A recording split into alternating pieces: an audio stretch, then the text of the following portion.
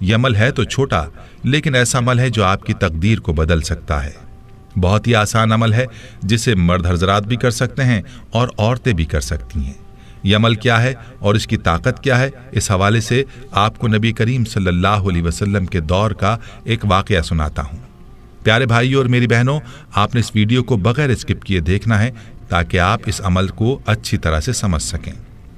روایات میں آتا ہے کہ نبی کریم صلی اللہ علیہ وسلم نے اپنے ایک صحابی سے پوچھا کہ کیسے دن گزر رہے ہیں، تو صحابی نے عرض کیا، یا رسول اللہ صلی اللہ علیہ وسلم کیا بتاؤں، بہت ہی مفلسی اور غربت کے دن ہیں۔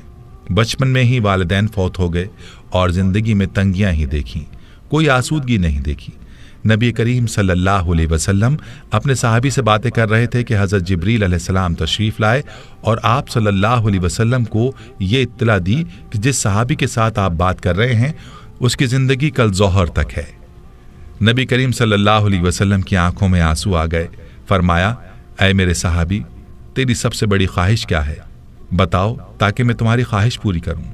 صحابی کی آنکھوں میں آنسو آ گئے اور بولا، یا رسول اللہ صلی اللہ علیہ وسلم، میں نے زندگی میں کبھی میٹھا نہیں کھایا اور میری خواہش ہے کہ میں زندگی میں میٹھا کھاؤں، اور دوسری خواہش یہ کہ مجھے زندگی میں نیک بیوی مل جائے تاکہ اس کے ساتھ آسودگی سے زندگی گزاروں۔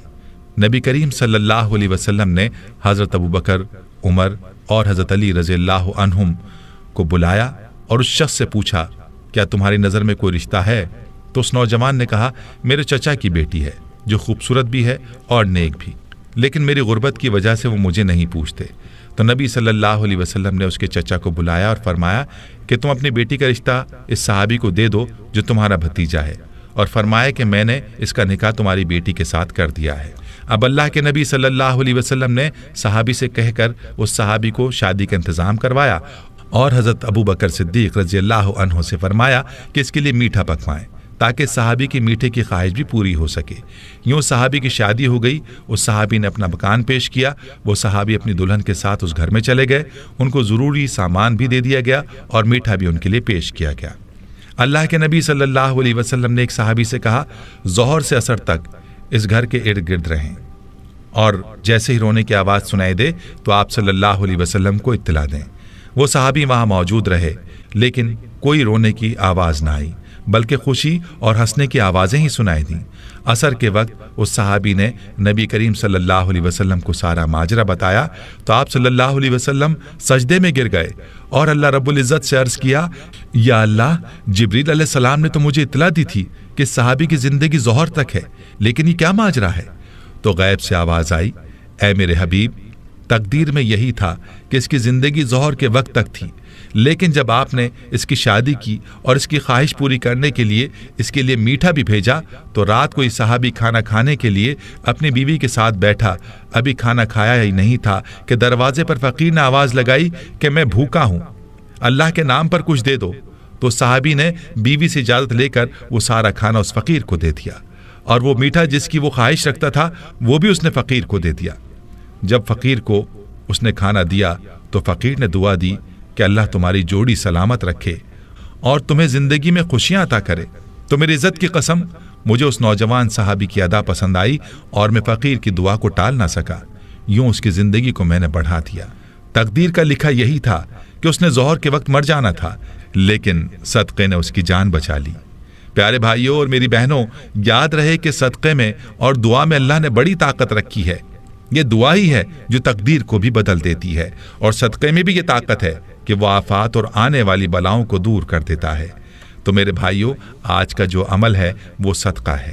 آپ نے اپنے مسائل کے حل کے لیے صدقہ کرنا ہے، اپنی پریشانیوں کو صدقے سے دور کرنا ہے، اور صدقہ بھی ایسا ہو جو کہ ضرورت مندوں کی ضرورت کو پورا کرے۔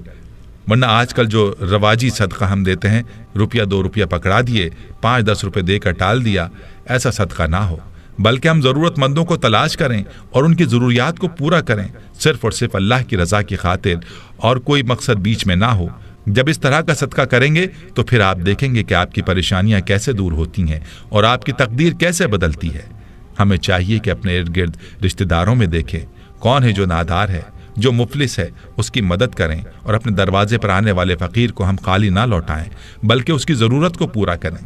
फिर देखें कि आपकी परेशानियां और बीमारियां कैसे ख़त्म होती हैं और आपकी आफात और बलियात से कैसे हिफाजत होती है। प्यारी बहनों और मेरे भाइयों, जब भी आपको किसी परेशानी का सामना हो तो सदका कर दिया करें।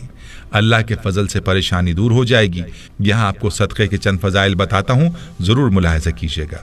याद रहे कि सदका अल्लाह ताला के गुस्से को दूर करता है और बुरी मौत से बचाता है। जैसे कि अबू सईद खिदरी रज़ी अल्लाह ताला अन्हु कहते हैं, रसूलुल्लाह सल्लल्लाहु अलैहि वसल्लम ने फरमाया, पोशीदा सदका अल्लाह ताला के गज़ब को ठंडा कर देता है, सिला रहमी उम्र में इजाफा करती है, नेक अमल आदमी को बुराई के गड्ढे में गिरने से बचाता है। रवा बैहक़ी।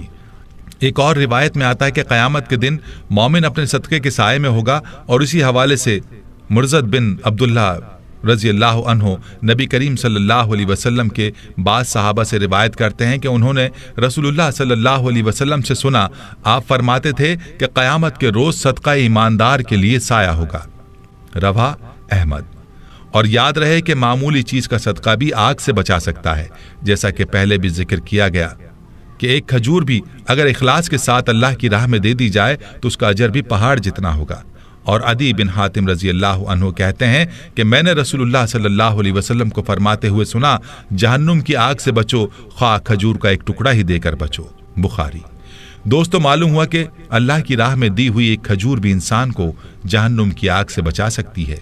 एक रिवायत में आता है कि सदका गुनाहों को बुझा देता है। नबी करीम सल्लल्लाहु अलैहि वसल्लम ने फरमाया, सदका गुनाह को बुझा देता है जैसे पानी आग को बुझा देता है। तिरमिज़ी। दोस्तों, सदका देने का फ़ायदा ऐसा है जो दूसरों से बढ़कर है। खुद ही सोच लीजिए कि पानी किस तेज़ी से आग को बुझाने का काम करता है, और सदक़े की मिसाल भी इसी तरह से है कि गुनाहों की आग को ऐसे ही बुझाता है, यानी मिटाता है जैसे पानी आग को। दोस्तों, एक बात याद रहे कि मुतादिद आयात और रिवायात से ये बात मालूम होती है कि सदका देने से माल कम नहीं होता। और इसी बारे में हज़रत अबू हुरैरा रज़ी अल्लाह ताला अन्हु कहते हैं कि रसूलुल्लाह सल्लल्लाहु अलैहि वसल्लम ने फरमाया, सदका देने से माल कम नहीं होता, मुआफ़ करने से अल्लाह इज़्ज़त बढ़ाता है और आजिज़ी इख्तियार करने पर अल्लाह मर्तबा अता फरमाता है। रब